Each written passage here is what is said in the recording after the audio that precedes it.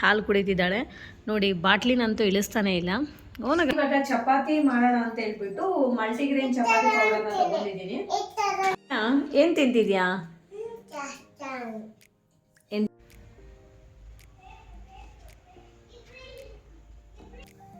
Hi hello namaste, welcome back to our channel Gavya blogs in Kannada. ಎಲ್ಲರೂ ಹೇಗಿದ್ದೀರಾ? ನಾನಂತೂ ತುಂಬ ಚೆನ್ನಾಗಿದ್ದೀನಿ. ಐ ಹೋಪ್ ನೀವೆಲ್ಲ ತುಂಬ ಚೆನ್ನಾಗಿದ್ದೀರಾ ಅಂತ ಅಂದ್ಕೊಂಡಿದ್ದೀನಿ. ಸೊ ಇದು ಸಾಟರ್ಡೆ ಈವ್ನಿಂಗ್ ಬ್ಲಾಗ್. ಸೊ ನಾನು ಈವ್ನಿಂಗ್ ರೊಟೀನ ನಿಮ್ಮ ಹತ್ರ ಶೇರ್ ಮಾಡೋಣ ಅಂತ ಹೇಳ್ಬಿಟ್ಟು ವಿಡಿಯೋನ ಶೂಟ್ ಮಾಡ್ತಿದ್ದೀನಿ. ಸೊ ಇವತ್ತು ಸ್ಪೆಷಲ್ ಏನೂ ಇಲ್ಲ. ಸಾಟರ್ಡೆ ಮನೇಲಿ ಆ್ಯಸ್ ಯೂಶ್ವಲ್ ಕ್ಲೀನ್ ಮಾಡಬೇಕು, ಪೂಜೆ ಮಾಡಬೇಕು ಆ್ಯಂಡ್ ಮತ್ತು ಸೊ ಇವಾಗ ಬಂದು ಟೈಮ್ 4 o'clock ಆಗ್ತಿದೆ. ಸೊ ಮಕ್ಕಳಿಗೆ ಹಾಲು ಇಟ್ಟಿದ್ದೀನಿ, ಹಾಗೆ ನನಗೆ ಅಂತ ಹೇಳ್ಬಿಟ್ಟು ಸ್ವಲ್ಪ ಟೀ ಇಟ್ಟಿದ್ದೀನಿ. ಸೊ ನನಗಂತೂ ಈವ್ನಿಂಗ್ ಮಾರ್ನಿಂಗ್ ಕುಡ್ದಿಲ್ಲ ಅಂದರೂ ಓಕೆ, ಬಟ್ ಈವ್ನಿಂಗ್ ಅಂತೂ ಕಂಪಲ್ಸರಿ ಟೀ ಇಡಲೇಬೇಕು. ಟೀ ಇಲ್ಲ ಅಂದರೆ ರಿಯಲಿ ಮೈಂಡ್ ಅಂತೂ ಏನೋ ಒಂಥರ ಆಗಿಬಿಡಿರುತ್ತೆ. ಸೊ ಅದಕ್ಕೆ ನಾನಂತೂ ಫಸ್ಟು ಟೀ ಕುಡಿದು ಆಮೇಲೆ ಅಡುಗೆನ ಶುರು ಮಾಡ್ತೀನಿ. ಸೊ ನಮ್ಮನೆಯವರಂತೂ ಬೇಗ 6:30 ಆ 7 o'clockಗೆ ಊಟ ಮಾಡಿಬಿಡ್ತಾರೆ. ಅದಕ್ಕೆ ಬೇಗನೆ ಅಡುಗೆ ಮಾಡಬೇಕು. ಎವ್ರಿ ಸ್ಯಾಟರ್ಡೆ ನಮ್ಮದು ಮನೆ ದೇವ್ರ ವಾರ. ಅದಕ್ಕೆ ನಾವು ಪೂಜೆ ಸಾಮಾನು, ಫೋಟೋ ಎಲ್ಲನೂ ನೀಟಾಗಿ ಕ್ಲೀನ್ ಮಾಡಲೇಬೇಕು. ಸೊ ಅದರಿಂದ ಸಾಟರ್ಡೆ ಬಂತು ಅಂದರೆ ನಾನು ಬೇಗ ಮನೇಲೆಲ್ಲ ಕೆಲಸ ಮುಗಿಸ್ಕೊಂಡು ಸ್ನಾನ ಮಾಡಿಬಿಟ್ಟು ಪೂಜೆ ಸಾಮಾನು ಹಾಗೆ ದೇವ್ರ ಫೋಟೋ ಎಲ್ಲನೂ ಕ್ಲೀನ್ ಮಾಡಿ ಇಟ್ಟು ಆಮೇಲೆ ಈವ್ನಿಂಗ್ 6 ಗಂಟೆ ಆದಮೇಲೆ ನಾನು ದೇವರಿಗೆ ದೀಪ ಹಚ್ಬಿಟ್ಟು ಪೂಜೆ ಮಾಡ್ತೀನಿ. ಸೊ ಇಲ್ಲಿ ನಾನು ಫಸ್ಟು ಕಳಸದ ಚೆಂಬು ಹೇಗೆ ಕ್ಲೀನ್ ಮಾಡೋದಂತ ನಾನು ತೋರಿಸ್ಕೊಡ್ತಿದ್ದೀನಿ. ಇಲ್ಲಿ ಸ್ವಲ್ಪ ಸಾಲ್ಟ್ ಹಾಕ್ಕೊಂಡಿದ್ದೀನಿ, ಆಮೇಲೆ ಸ್ವಲ್ಪ ಸರ್ಪು ಯಾವುದಾದ್ರೂ ಓಕೆ, ಸರ್ಪು ಸ್ವಲ್ಪ ಹಾಕ್ಕೊಂಡಿದ್ದೀನಿ, ಆಮೇಲೆ ವಿಮ್ ಲಿಕ್ವಿಡ್ ಹಾಕ್ಕೊಂಡಿದ್ದೀನಿ. ಸೊ ಇವಾಗ ಹುಣ್ಸೆಹಣ್ಣು ಇರುತ್ತಲ್ವ, ಸೊ ಅದನ್ನು ತಗೊಂಡು ಈ ಥರ ಚೆನ್ನಾಗಿ ಉಜ್ಜಿದ್ರೆ ನೀಟಾಗಿ ಕ್ಲೀನ್ ಆಗುತ್ತೆ. ನೋಡಿ ಎಷ್ಟು ಬೆಳ್ಳಗಾಯಿತು ನೋಡಿ. ಈ ಮಾರ್ಕ್ ಬಂದು ನಮಗೆ ಸ್ಟಿಕ್ಕರ್ ಇರುತ್ತಲ್ಲ, ಅದು ರಿಮೂವ್ ಮಾಡಿದಾಗ ಇರೋ ಅದು ಗಮ್, ಅದು ಆ್ಯಕ್ಚುಲಿ ಅದು ಹೋಗ್ತಾನೆ ಇಲ್ಲ ನೋಡಿ. ಇವಾಗ ಚೆನ್ನಾಗಿ ಕ್ಲೀನ್ ಮಾಡ್ಕೊಂಡು ಬಂದಿದ್ದೀನಿ. ಆಮೇಲೆ ಯಾವುದಾದ್ರೂ ಬಟ್ಟೆ ಇರುತ್ತಲ್ಲ ಅದನ್ನು ತಗೊಂಡು ನೀಟಾಗಿ ಈ ಥರ ಒರೆಸ್ಕೋಬೇಕು. ಆಮೇಲೆ ನೀವು 10 days ಆದಮೇಲೆನೂ ನೋಡಿ ಅದು ಬ್ಲ್ಯಾಕ್ ಆಗಲ್ಲ, ಬೇಗ ಹಾಗೇ ಇರುತ್ತೆ. ದೀಪಗಳನ್ನ ಕೂಡ ಹಾಗೆ ಚೆನ್ನಾಗಿ ಉಜ್ಜಿಬಿಟ್ಟು ಕ್ಲೀನ್ ಮಾಡಿಬಿಡಿ ಅಷ್ಟೇ. ಇವಾಗ ಪೂಜೆ ಸಾಮಾನಂತೂ ಎಲ್ಲ ಕ್ಲೀನ್ ಆಗಿಬಿಡ್ತು. ಇವಾಗ ದೇವ್ರ ಫೋಟೋನು ಕೂಡ ಒರೆಸ್ಕೊಂಡ್ಬಿಡೋಣ. ಆಮೇಲೆ ತೆಂಗಿನಕಾಯಿ ಇರುತ್ತಲ್ವ, ಸೊ ಇದನ್ನು ನಾನು ಅಗ್ಲೆಲ್ಲ ಚೇಂಜ್ ಮಾಡಲ್ಲ. ಅಂದರೆ ಹುಣ್ಣಿಮೆಗೆ ಮತ್ತು ಅಮಾವಾಸ್ಯೆಗೆ ಇಟ್ಟರೆ ಹುಣ್ಣಿಮೆಗೆ ತೆಗಿತೀನಿ, ಹುಣ್ಣಿಮೆಗೆ ಇಟ್ಟರೆ ಮತ್ತು ಅಮಾವಾಸ್ಯೆಗೆ ತೆಗಿತೀನಿ. ಸೊ ಇವಾಗ ಇದನ್ನು ಕ್ಲೀನ್ ಮಾಡ್ತೀನಿ. ಜಸ್ಟ್ ಕ್ಲೀನ್ ಮಾಡಿಬಿಟ್ಟು ಮತ್ತು ಬೊಟ್ಟೆಲ್ಲ ಇಟ್ಬಿಟ್ಟು ಹಾಗೆ ಇಟ್ಬಿಡ್ತೀನಿ. ರೆಂಟ್ ಹೆಡ್ ಹೋಮಲ್ಲಿ ಜಾಸ್ತಿ ಸಪ್ರೇಟ್ ಪೂಜಾ ಅಂತೂ ಇರೋದೇ ಇಲ್ಲ. ಅದರಲ್ಲಿ 1 BHKನೂ ಇರಲ್ಲ, 2 BHKನೂ ಇರುತ್ತೆ. ಬಟ್ ನಮ್ಮದು 1 BHK ನಮ್ಮ ಮನೇಲಂತೂ ಕೊಟ್ಟಿಲ್ಲ. ಅದರಿಂದ ಈ ಸ್ಟ್ಯಾಂಡನ್ನ ನಾವೇ ಹಾಕ್ಸ್ಕೊಂಡ್ವಿ. ಸೊ ಇದು ತುಂಬ ಹೈಟ್ ಇದೆ, ಅಂದರೆ ನನಗಿಂತ ಇನ್ನೂ ಸ್ವಲ್ಪ ಹೈಟಲ್ಲಿದೆ. ಅದಕ್ಕೆ ನಾನು ಕೆಳಗಡೆ ಸ್ವಲ್ಪ ಸ್ಟೂಲ್ ಹಾಕ್ಕೊಂಬಿಟ್ಟು ಅದ್ರ ಮೇಲೆ ಹತ್ಬಿಟ್ಟು ಈ ಫೋಟೋನೆಲ್ಲ ತೆಗೆದು ಆಮೇಲೆ ಪೇಪರ್ ಹಾಕಿರ್ತೀನಿ, ಆ ಪೇಪರ್ನು ಕೂಡ ತೆಗೆದುಬಿಟ್ಟು ನೀಟಾಗಿ ಡಸ್ಟೆಲ್ಲ ಕ್ಲೀನ್ ಮಾಡಿ ಆಮೇಲೆ ಮತ್ತೆ ಹೊಸ ಪೇಪರ್ನ ಹಾಕಿ ಫೋಟೋನೆಲ್ಲ ನೀಟಾಗಿ ಒರೆಸ್ಬಿಟ್ಟು ಆಮೇಲೆ ಕುಂಕುಮ ಎಲ್ಲ ಇಟ್ಬಿಟ್ಟು ಆ ಫೋಟೋನೆಲ್ಲ ಜೋಡಿಸ್ಕೊಂಡ್ಬಿಡ್ತೀನಿ. ನಾನು ಎವ್ರಿ ಸ್ಯಾಟರ್ಡೆ ಇದೇ ಥರ ಮಾಡ್ತೀನಿ. ಆಮೇಲೆ ಕಳಸಕ್ಕೆ ಸ್ವಲ್ಪ ತ್ಯಾವ ಮಾಡ್ಕೊಂಡ್ಬಿಟ್ಟು ಸ್ವಲ್ಪ ಅರಿಶಿನ ಕುಂಕುಮನ ಇಟ್ಬಿಡ್ತೀನಿ. ಇದಕ್ಕೆ ತುಂಬ ನೀರನ್ನು ಹಾಕಬೇಕು. ಮತ್ತು ಇಲ್ಲಿ ಕಳಸಕ್ಕೆ ಎಲೆ ಇಡಬೇಕಲ್ವ, ಅದೇ ವಿಳೆದೆಲೆ ಅಂತಾರಲ್ವ, ಸೊ ಅದು ಇಲ್ಲಿ ಸಿಕ್ಕಿಲ್ಲ. ಬಟ್ ಇನ್ನು ತುಂಬ ದೂರ ಹೋಗಬೇಕು ತರೋಕ್ಕೆ. ಸಮ್ಟೈಮ್ಸ್ ಈ ಥರ ಪರಿಸ್ಥಿತಿ ಬಂದಾಗ ಅದು ದಾಸವಾಳದ ಎಲೆ ಇರುತ್ತಲ್ಲ ಅದನ್ನೇ ಇಟ್ಬಿಡ್ತೀನಿ. ಬಟ್ ಅದು ಒಳ್ಳೆಯದು ಅಂತ ಹೇಳ್ತಾರೆ. ಇಲ್ಲ ಅಂತಂದರೆ ಮಾವಿಂದು ಎಲೆ ಇರುತ್ತಲ್ಲ, ಸೊ ಅದನ್ನಾದರೂ ಇಡ್ಬೋದು. ಬಟ್ ಅದು ಸಿಗಲ್ವಲ್ಲ, ಸೊ ಇದು ಯಾವ ಸಿಕ್ಕಿದ್ರೆ ಅದನ್ನು ಇಟ್ಬಿಡ್ತೀನಿ. ಬಟ್ ಇದೇ ಜಾಸ್ತಿ ಇಡ್ತಾ ಇರ್ತೀನಿ ನಾನು. ಇದು ಕೂಡ ತುಂಬ ಚೆನ್ನಾಗಿರುತ್ತೆ, ಒಳ್ಳೇದಂತ ಹೇಳಿದ್ರು, ನಮ್ಮ ಅತ್ತೆ ಹೇಳಿದ್ರು, ಅದಕ್ಕೆ ನಾನು ಇಡ್ತಾಯಿದ್ದೀನಿ. ಸೊ ಕಳಸ ಅಂತೂ ರೆಡಿ ಆಗೋಗ್ಬಿಡ್ತು. ಇವಾಗ ಮನೆ ಕ್ಲೀನ್ ಮಾಡ್ಕೋಬೇಕಾದ್ರೇ ಆವಾಗಲೇ ಬಾಗಿಲನ್ನು ಕೂಡ ಕ್ಲೀನ್ ಮಾಡಿರ್ತೀನಿ. ಸೊ ಇವಾಗ ತ್ಯಾವ ಮಾಡ್ಕೊಂಬಿಟ್ಟು ಅರಿಶಿನ ಕುಂಕುಮ ಎಲ್ಲ ಹಚ್ಕೊಂಡು ಆಮೇಲೆ ಹೂವು ಎಲ್ಲ ಇಡ್ತೀನಿ. ನಾನು ಯಾವಾಗಲೂ 1/4 kg ಬಿಡು ಹೂವನ್ನ ತಂದ್ಕೊಂಡ್ಬಿಡ್ತೀನಿ. ಅದು ಡೇ ಬೈ ಡೇ ಡೈಲಿ ಇಟ್ಟು ಪೂಜೆ ಮಾಡೋಕ್ಕೆ. ನನಗೆ ಡೈಲಿ ಸಾಯಂಕಾಲ ದೀಪ ಹಚ್ಚಬೇಕಾದ್ರೆ ಸುಮ್ಮನೆ ದೀಪ ಹಚ್ಚೋಕ್ಕೆ ಮನಸ್ಸು ಬರಲ್ಲ. ಹೂವು ಇಟ್ಟರೆ ಒಂಥರ ಖುಷಿ ಆಗುತ್ತೆ. ಅಂದರೆ ಡೇ ಬೈ ಡೇ ಹೂವನ್ನು ಚೇಂಜ್ ಮಾಡಿಬಿಟ್ಟು ಸಾಯಂಕಾಲ ದೀಪ ಹಚ್ತಾ ಇರ್ತೀನಿ. ನೋಡಿ ಇವಾಗ ಇದೆಲ್ಲ ಚೆನ್ನಾಗಿ ಜೋಡಿಸಿದ್ದಾಯಿತು. 6 ಗಂಟೆ ಆದಮೇಲೆ ದೀಪ ಹಚ್ಚೋಣ. ನೋಡಿ ಮಕ್ಕಳಿಗೆ ಹಾಲು ಹಾಗೆ ನನಗೆ ಅಂತ ಹೇಳ್ಬಿಟ್ಟು ಸ್ವಲ್ಪ ಟೀನ ಮಾಡ್ತಿದ್ದೀನಿ. ನನಗೆ ಫಸ್ಟು ಟೀ ಪೌಡ್ರ್ ಹಾಕಿದ್ಮೇಲೆ ಸ್ವಲ್ಪ ಚೆನ್ನಾಗಿ ಮರಳಬೇಕು, ಇಲ್ಲಾಂದರೆ ಟೀ ಒಂಥರ ಟೇಸ್ಟ್ ಚೆನ್ನಾಗಿರಲ್ಲ ಅನಿಸುತ್ತೆ. ಸೊ ಅದಕ್ಕೆ ನಾನು ಚೆನ್ನಾಗಿ ಮರಳಿಸ್ತೀನಿ, ಆಮೇಲೆ ಹಾಲನ್ನು ಹಾಕ್ತೀನಿ. ಸೊ ನಾನು ಡೈರೆಕ್ಟಾಗಿ ಫ್ರಿಡ್ಜಿಂದ ತೆಗೆದು ಸ್ವಲ್ಪ ಹೊತ್ತು ಆಚೆ ಇಟ್ಟು ಒಂದು 5 minutes ಹಾಗೆ ಹಾಕ್ಬಿಡ್ತೀನಿ. ಟೀ ಒಬ್ಬರಿಗೆ ಮಾಡ್ಕೋಬೇಕು ಅಂದರೆ ಒಂಥರ ಕಷ್ಟ, ಯಾಕಂದರೆ ಸ್ವಲ್ಪ ಇಟ್ರೂ ಅದು ಜಾಸ್ತಿ ಆಗೇ ಬಿಡುತ್ತೆ.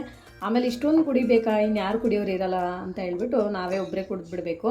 ಸೊ ನಮ್ಮ ಮನೇಲಿ ನಮ್ಮ ಹಸ್ಬೆಂಡ್ ಅಂತೂ ಟೀ ಕಾಫಿ ಏನು ಕುಡಿಯೋದಿಲ್ಲ. ಈಸ್ ದ ಬೆಸ್ಟ್ ಅನಿಸುತ್ತೆ. ಯಾಕಂದರೆ ನನಗೂ ಬಿಡಬೇಕು ಅನಿಸುತ್ತೆ, ಬಟ್ ಬಿಡೋಕ್ಕೆ ಮನಸ್ಸು ಬರಲ್ಲ. ಹೇಗೆ ಬಿಡಬೇಕು ಅಂತ ನನಗೆ ಗೊತ್ತಾಗ್ತಿಲ್ಲ. ಬಟ್ ನಮ್ಮ ಹಸ್ಬೆಂಡ್ ಹೇಳ್ತಿರ್ತಾರೆ, ಟೀ ಜಾಸ್ತಿ ಕುಡಿಬಾರ್ದು, ಒಳ್ಳೇದಲ್ಲ ಅಂತ ಹೇಳ್ತಿರ್ತಾರೆ. ಬಟ್ ಅದು ಬಿಡೋಕ್ಕಾಗ್ತಿಲ್ಲ. ಬಟ್ ಲೈಟಾಗೆ ಕುಡಿತೀನಿ ಅಷ್ಟೇ, ಏನು ಮಾಡೋಕ್ಕಾಗಲ್ಲ.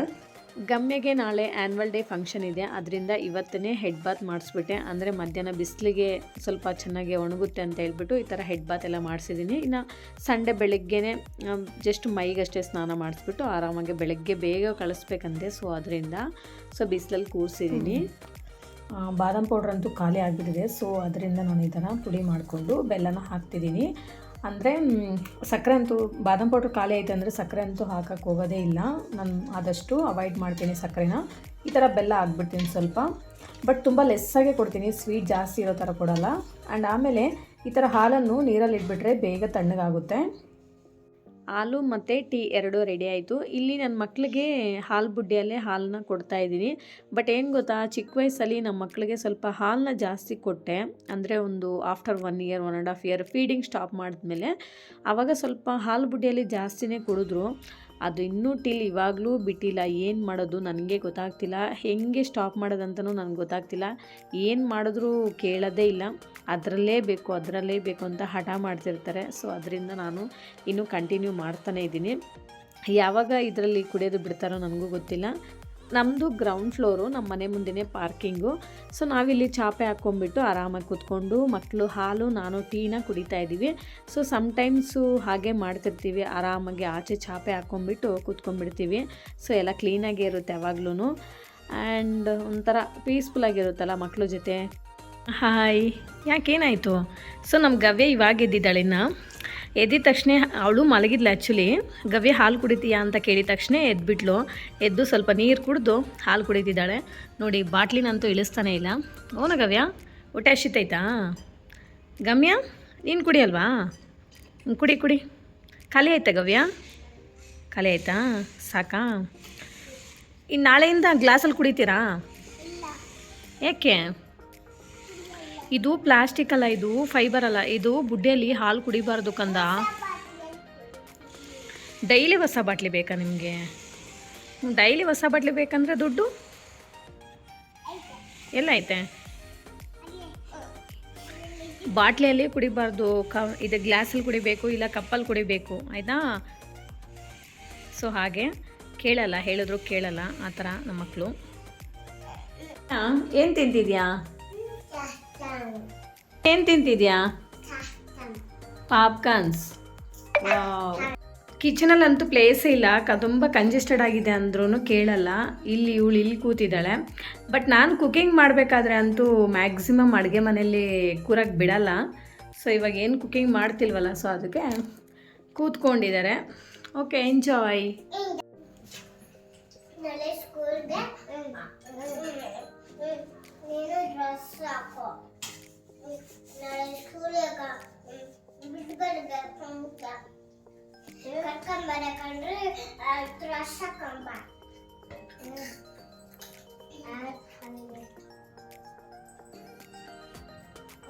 ಆನ್ಯುವಲ್ ಡೇ ಇದೆಯಾ ಗಮ್ಯ ನಾಳೆ? ಹೌದಾ? ಗವ್ಯ ಬರ್ಬೇಕಾ ಬೇಡ? ಬರ್ಬಾರ್ದಾ? ಏಕೆ? ನಿನ್ ಥರ ಡ್ರೆಸ್ ಹಾಕೊಂಡು ಬರ್ಬೇಕಾ? ಸೊ ನಿನ್ ಥರ ಡ್ರೆಸ್ ಇಲ್ಲ ಅಂದ್ರೆ ಏನ್ ಮಾಡ್ಬೇಕು?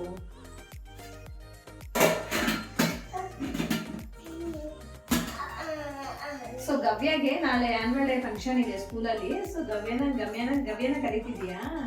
ಓಕೆ. ಸೊ ನಾನಿವಾಗ ಚಪಾತಿ ಮಾಡೋಣ ಅಂತ ಹೇಳ್ಬಿಟ್ಟು ಮಲ್ಟಿಗ್ರೇನ್ ಚಪಾತಿ ಪೌಡರ್ನ ತಗೊಂಡಿದ್ದೀನಿ. ಅದೆಲ್ಲ ಮುಟ್ಬಾರ್ದು, ಇದೆಲ್ಲ ಮುಟ್ಟಿದ್ರೆ ಎಲ್ಲ ಇಟ್ಟಿಟ್ಟಾಗ್ಬಿಡುತ್ತೆ, ಆಯ್ತಾ? ನೀನು ತಿನ್ನೋದು ಮುಗೀತಾ? ಮತ್ತೆ ಇಳಿತೀಯ? ಇಲ್ಲ, ನಾನು ಅಡುಗೆ ಮಾಡಬೇಕಲ್ಲ, ಇಳಿ ಮತ್ತೆ ಇನ್ನು ಸಾಕು. ನನ್ನ ಪ್ಲೇಸ್ ಎಲ್ಲಿ ಮತ್ತೆ? ನಾನು ಹೆಂಗೆ ಅಡುಗೆ ಮಾಡಲಿ? ಇದನ್ನ ಇಟ್ಬಿಟ್ಟು ಇನ್ನು ಕಲಿಸ್ಬೇಕಲ್ಲ, ಚಪಾತಿ ಕಲಿಸ್ಬೇಕಲ್ಲ, ನಾನು ಏನು ಮಾಡಲಿ? ಎಲ್ಲಿ ಇಡ್ಲಿ? ಅಲ್ಲಿ ಇಡ್ಬೇಕಾ? ನೋಡಿ, ಇನ್ನೊಂದು ಸ್ವಲ್ಪ ಮುಂದೆ ಪ್ಲೇಸ್ ಇದೆಯಲ್ಲ, ಅಲ್ಲಿ ಇಟ್ಕೊಂಡು ಮಾಡು, ಇಲ್ಲಿ ನಾನೇ ಕೊಡ್ತೀನಿ ಅಂತ ಹೇಳ್ತಿದ್ದಾಳೆ ನಮ್ಮ ಗವ್ಯ. ಸೊ ಬಿಸಿಲಿದೆ ಅಲ್ಲ, ಸ್ವಲ್ಪ ಹೊತ್ತು ವಾಕ್ ಮಾಡಿರಿ ಬಿಸಿಲಲ್ಲಿ. ನೋಡಿ ಬಿಸಿಲು ಇನ್ನೂ ಇದೆ. ಹೀಗೆ ಬಿಸಿಲಿಗೆ ಸ್ವಲ್ಪ ಹೊತ್ತು ಕೂರ್ಬೇಕಿಬ್ರು, ಆಯಿತಾ? ಇವಾಗ ಇನ್ನು ಸಾಯಂಕಾಲ 6 ಗಂಟೆ ಆಗೋಯ್ತು. ಇವಾಗ ದೀಪನ ಹಚ್ಬಿಟ್ಟು ಪೂಜೆ ಮಾಡ್ತಾಯಿದ್ದೀನಿ. ಬೆಳಗ್ಗೆ ಬೇಗ ಎದ್ದಾಡಬೇಕು, ಬಾಗಿಲಿಗೆ ನೀರು ಹಾಕಬೇಕು, ಆಮೇಲೆ ಸಾಯಂಕಾಲ ಕೂಡ ಬಾಗಿಲಿಗೆ ನೀರು ಹಾಕಬೇಕು, ಬೆಳಗ್ಗೆ ಸಾಯಂಕಾಲ ದೀಪ ಹಚ್ಚಬೇಕು, ಪೂಜೆ ಮಾಡಬೇಕು ಅಂತೆಲ್ಲ ದೊಡ್ಡವರೆಲ್ಲ ಹೇಳ್ತಿರ್ತಾರೆ. ಸೊ ನಾವು ಏನು ಮಾಡಿದ್ರೆ ಮಕ್ಕಳು ಕೂಡ ಅದನ್ನೇ ನೋಡಿ ಕಲಿತಾರೆ ಅಂತ ಕೂಡ ಹೇಳ್ತಿರ್ತಾರಲ್ವ, ಅದು ನಿಜಾನೇ ಅಲ್ವಾ? ಈಗ ನೈಟ್ ಡಿನ್ನರ್ಗೆ ನಾನು ಮಲ್ಟಿಗ್ರೇನ್ ಆಟ ಯೂಸ್ ಮಾಡಿಕೊಂಡು ಚಪಾತಿ ಮಾಡ್ಕೊಂಡಿದ್ದೆ. ಅದಕ್ಕೆ ಮೊಳಕೆ ಕಾಳೆಲ್ಲ ಹಾಕ್ಬಿಟ್ಟು ಈ ಥರ ಕರ್ರಿ ಮಾಡ್ಕೊಂಡಿದ್ದೆ. ಸೊ ಕಾಂಬಿನೇಷನ್ ತುಂಬ ಚೆನ್ನಾಗಿತ್ತು. ನಮ್ಮ ಹಸ್ಬೆಂಡ್ದು ಆಮೇಲೆ ನನ್ನ ಮಕ್ಳದ್ದು ಎಲ್ಲ ಊಟ ಆಗೋಯ್ತು. ಈಗ ಲಾಸ್ಟಲ್ಲಿ ನಾನು ಊಟ ಮಾಡ್ತಾಯಿದ್ದೀನಿ. ಇಷ್ಟೇ ಫ್ರೆಂಡ್ಸ್ ಇವತ್ತಿನ ವ್ಲಾಗ್. ಈ ವ್ಲಾಗ್ ನಿಮ್ಗೆ ಇಷ್ಟ ಆದರೆ ಪ್ಲೀಸ್ ಒಂದು ಲೈಕ್ ಮಾಡಿ, ಶೇರ್ ಮಾಡಿ, ಆ್ಯಂಡ್ ವಿಡಿಯೋ ಹೇಗಿತ್ತು ಅಂತ ನನಗೆ ಕಾಮೆಂಟ್ ಮಾಡಿ. ದಯವಿಟ್ಟು ನನ್ನ ಚಾನಲ್ನ ಸಬ್ಸ್ಕ್ರೈಬ್ ಮಾಡ್ಕೊಳ್ಳಿ, ಆ್ಯಂಡ್ ಪಕ್ಕದಲ್ಲಿರೋ ಬೆಲೈಕನ್ನ ಕೂಡ ಕ್ಲಿಕ್ ಮಾಡಿ. Thank you for watching. Bye bye.